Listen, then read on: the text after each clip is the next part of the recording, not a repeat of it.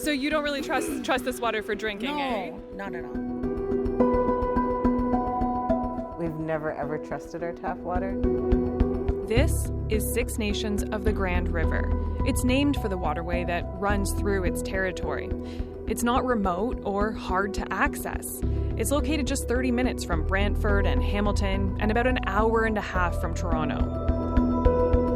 So why is it that people here say in 2024 they don't have reliable access to clean drinking water? No one outside the community gives a damn. If they did, I wouldn't be here. We'd have to go to the courts to finally get something done. We're here to find out why water is still such an issue on the most populated reserve in Canada. Hi. Hey, I'm Jaela. Hi, nice to meet you. I'm Ashley. This is Ashley Cook's home. It's where she lives with her husband and 4 kids. Here, everyone knows which water is for drinking. And how long would this last? Maybe a week, maybe a week and a half, yeah. What's your tap water over here used for? Dishes. Okay. Dishes, bathroom, showering, laundry, yeah. Okay. And why? Why don't you drink your tap water? We've never ever trusted our tap water, and we just grew up never drinking tap water, so it's just normal to not drink it. Like a lot of families on reserve, their tap water comes from an outdoor cistern, and it's easy to get caught short. I remember when my twins were babies and I was exhausted. I was like, hey, they're both asleep at the same time. It's perfect. I can go get in the shower. Mm-hmm. And the water ran out on me. And I just wanted to cry. I had hardly no sleep, and I was exhausted, and I finally got to go have a nice shower, and the water stopped. It's a lesson she's passed on to all of her kids, including 10-year-old Ellie. What do mom and dad always tell you when you're in the shower? Don't take long, you're gonna waste the water. What do you think of that? If someone in their home could turn on the tap and use that water to drink out of? I think that's kind of weird. I've never seen somebody do that before. Her clean water doesn't come cheap, and these bills for filling up that cistern outside, they add up. So 2,000 gallons, $95. Mm-hmm. That was July.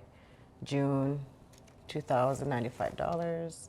May, 2,000 gallons, $95. All in all, she says water for their family of 6 costs around $250 a month. And I'm not even sure what others pay off reserve, to be honest. I don't know how much their water is. Do you want to know? I do. It's around $40 a month to be hooked up to the water treatment And that's plant. just unlimited water. Yeah. And it's drinkable water. Yeah, the average is about $40 a month for just under 4,000 gallons. Oh, wow. Lucky.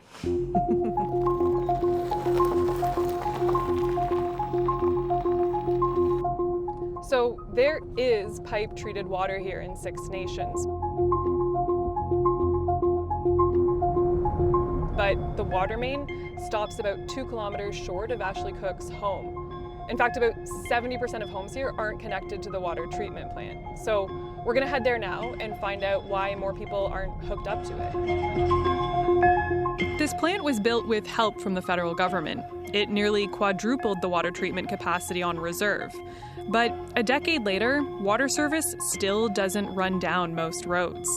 The head of Public Works, Mike Montour, says while nearby cities take potable tap water for granted, it's just a different reality here. How did we get here that in 2024, people can't necessarily turn on their tap in this community and have clean, trustworthy drinking water? Everything really boils down to money, to me. It's not just the funding that they provide now that's not enough, it's the funding they didn't provide 5, 10, 15, 20, 25 years ago. The federal government spent $26 million to build the water treatment center and another $15 million since then to extend water mains. Six Nations itself has put up around $20 million of its own, but it's not enough. So the people who aren't connected use patchwork solutions to get and transport water. Mike says that comes with risk. Can we guarantee that, well water is safe, or what they're doing with the water from that truck fill, what the container they're putting it in, and how they're connecting it to their home and using it? No, we can't. solving that is not something Six Nations can fund on its own. By council's estimates, getting clean water to even part of the reserve would cost tens of millions of dollars and upwards of hundreds of millions for the entire community. It's time for Canada to know that Six Nations of the Grand River is tired of what's happening.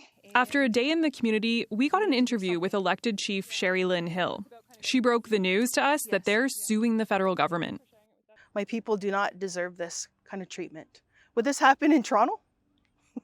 Indigenous Services Canada, I did reach out to them, and they said that everyone in this community has access to clean, safe drinking water.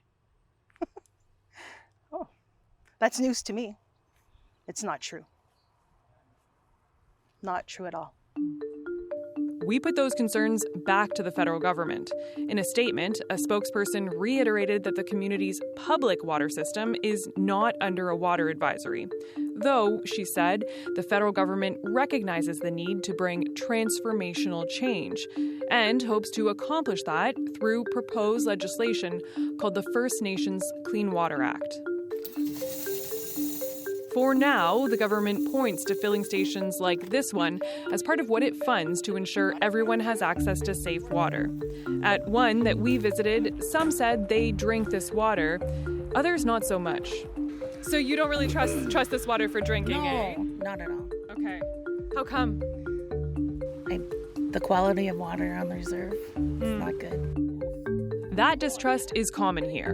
And in homes not connected to public water, testing has found unsafe contaminants, including E. coli. Some of that research is led by McMaster University professor Dawn Martin-Hill. She's Ashley's mother, and she lives in Six Nations. So the studies that we did, we found especially through the birthing center, young moms really struggle and worry about running out of water up to 10 times a day. It's a daily concern, but we've normalized it. We've somewhat accepted it. And you know, part of my research project has been to help raise awareness that this is not okay, that we live like this. And the water will flow through these drains. Her team organizes community demonstrations like this one, sharing knowledge around water quality and its management. Okay, so Ava, I'm going to need you to open it up. Back at Ashley's, we get a tour of how life works when you rely on a cistern. This piece of lumber, it's a dipstick, and it's how they check their water levels. So Okay. that's how much is left, which is pretty low. This is ration time. Yeah. Okay. Okay, Yeah. this is when you call the water truck. Yeah. Wilson's water haulage delivers to about 200 homes a week. And business is good. They get calls around the clock. If it wasn't for us, then people would be scrambling for water. Kevin Wilson has been at this for 30 years. He says he'd be happy to see the rest of his community connected to treated water, even if it meant a dip in business. It doesn't work how it is, and if it was working the way it should be working, I would be retired. Ashley is hopeful her home will get hooked up to the water main someday. In the meantime, she manages. It's not fair, but it works. It's a sense of injustice shared by many in her community. And if someday safe, reliable water becomes easier to access in Six Nations, there'll be a final barrier, learning to trust it.